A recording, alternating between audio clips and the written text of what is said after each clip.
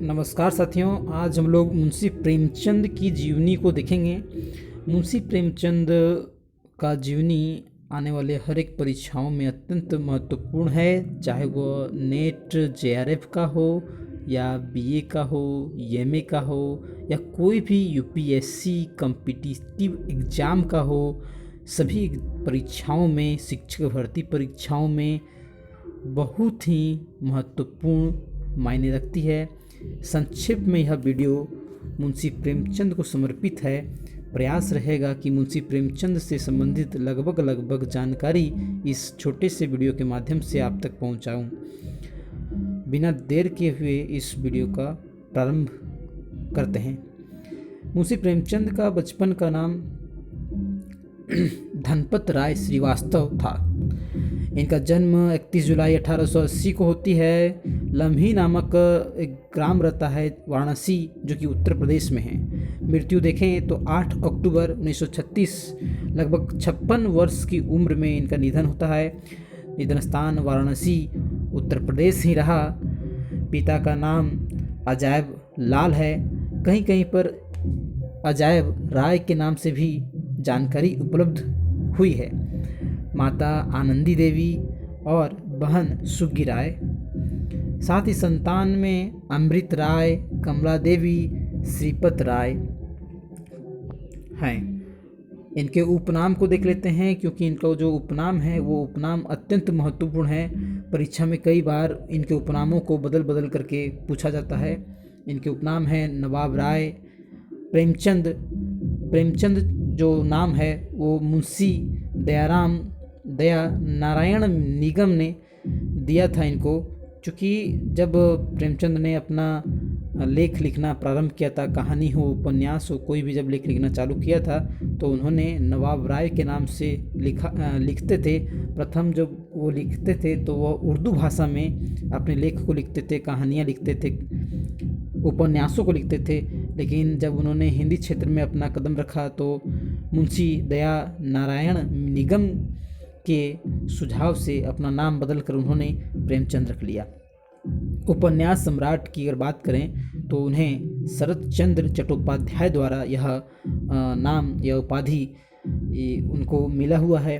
उपन्यास सम्राट भी उन्हें कहा जाता है। कलम का सिपाही की अगर बात करें तो अमृत राय, जो कि उनके पुत्र हैं, वो उन्हें कलम का सिपाही के नाम से पुकारते हैं। और इस प्रकार से नवाब राय, प्रेमचंद, उपन्यास सम्राट, कलम का सिपाही उनके प्रसिद्ध उपनाम हैं।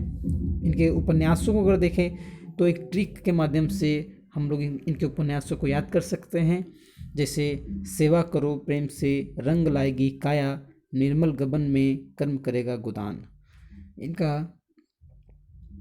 उपन्यास इस प्रकार है: सेवा सदन 1918, प्रेमाश्रय 1922, रंगभूमि 1925, कायाकल्प 1926, निर्मला 1927, गबन 1931, कर्मभूमि 1933, गोदान 1936, मंगलसूत्र यह उनका अपूर्ण उपन्यास है। सेवा सदन प्रथम उपन्यास है। साथ ही मंगलसूत्र अंतिम उपन्यास तो है, परंतु यह अधूरा रहने के कारण गोदान को अंतिम उपन्यास माना जाता है। इनके कहानियों को अगर देखें तो इनके कहानियों को 3 कालखंडों में बांटा गया है। प्रथम चरण में 1916 से लेकर के 1920 4 साल का समय, और 1920 से 1930 दूसरे खंड में 10 वर्ष का समय, और तीसरे खंड में 1930 से लेकर के 1936 6 वर्षों का समय देखने को मिलता है। कुल मिलाकर के 1916 से 1936 का जो समय है वह प्रेमचंद के कहानियों का समय है। प्रेमचंद की कहानियों की अगर बात करें तो इनका प्रथम कहानी संसार का अनमोल रत्न, जो कि 1907 में प्रकाशित हुआ था, यह जमाना पत्रिका में प्रकाशित हुआ था। यह प्रश्न अत्यंत महत्वपूर्ण है कि प्रथम कहानी उनका संसार का अनमोल रत्न जमाना पत्रिका में 1907 में प्रकाशित हुआ था। प्रथम कहानी संग्रह की बात करें तो वह सोजे वतन था, जिसको 1908 में प्रकाशित किया गया। मानसरोवर इसी प्रकार से कहानी संग्रह का नाम है, जिसमें लगभग 203 कहानी संग्रहित हैं। यह 8 भागों में बटा हुआ है और प्रत्येक भाग के कुछ महत्वपूर्ण विशेषताएं हैं जिनके कारण यह परीक्षाओं में अत्यंत महत्वपूर्ण बिंदु के साथ आते हैं। भाग 1 की अगर बात करें, कुल भागों की संख्या 8 हैं और एक भाग की अगर बात करें तो इसके संकलनकर्ता जो थे, संपादक प्रकाशक प्रेमचंद स्वयं थे।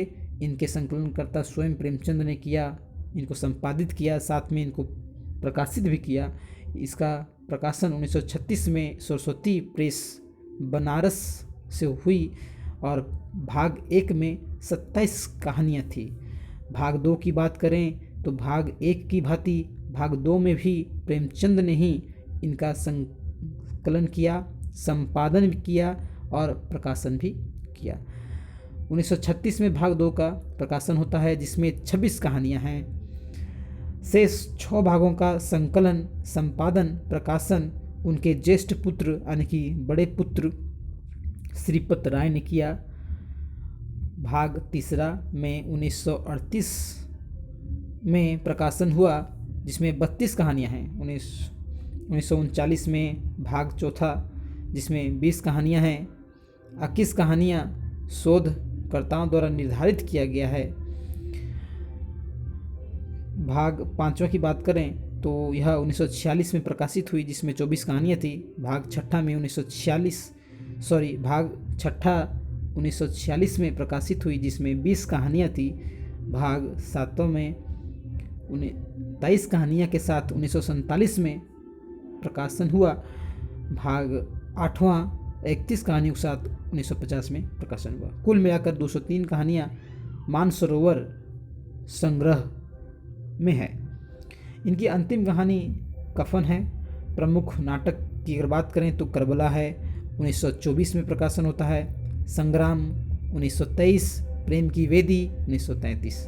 निबंध संग्रह भी बहुत महत्वपूर्ण है, जैसे कि विविध प्रसंग 3 खंडों में बटा हुआ है। कुछ विचार, यह साहित्यिक निबंध है।